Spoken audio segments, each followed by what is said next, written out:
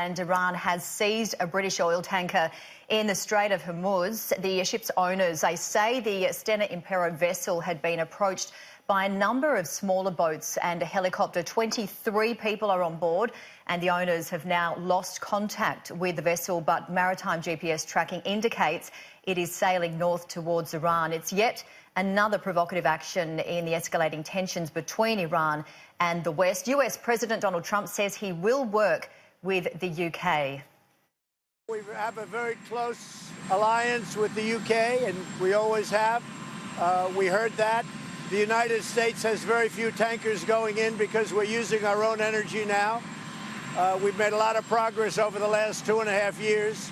So we don't have very many tankers going in, but we have a lot of ships there that are warships, and we'll talk to the UK. And we have no written agreement, but we have an agreement. They've been a very great ally of ours. So we heard about it. We heard it was one, we heard it was two. And we'll be working with the UK. They'll have a new prime minister soon, which is a good thing.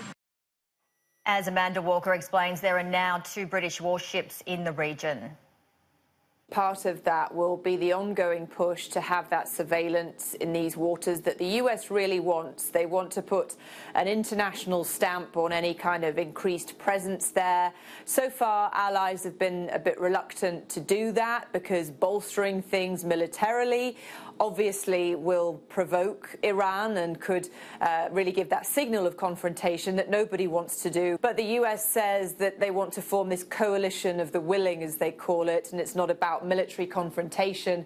It's about shining a flashlight on these activities and hopefully preventing them from happening. So I think what is happening now will bolster the US argument for that, but there's a lot of sensitivity, as we've been hearing, about what that would look like, what form it would take. There would be all sorts of questions about who is in charge of the finances, to say the least. The US would not want to bear the whole burden of that cost, the technicalities of it all, how the refueling happens, all of these details that would need to be ironed out. But certainly it bolsters that argument for that. And the US has their separate issue over the last couple of days with, well, they say they shot down the Iranian drone. Iran says, no, you didn't. I think we can broadly believe that did happen. Certainly something that Secretary of State Mike Pompeo says it happened earlier. The president reiterated that, and it could happen again if Iran flies its drones too close to those US ships in a threatening way. They're continuing with this campaign of maximum pressure. The sanctions crippling Iran's economy, they say, is the way to go to get them to the negotiating table because, of course, they are not in that deal. The Iran deal, the 2015 Obama administration deal, which Donald Trump was always so critical of and came out of almost immediately, leaving Europe to try and salvage it. And many analysts argue, saying that it's led to the situation we're in now with these increased tensions, the escalation that we've been talking about for weeks in relation to tankers, in relation to drones.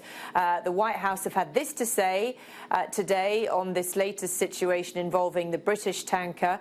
The National Security Council say, we are aware of reports that Iranian forces seized a British oil tanker. This is the second time in just over a week the UK has been the target of escalatory violence by the Iranian regime. The US will continue to work with our allies and partners to defend our security and interests against Iran's malign behaviour.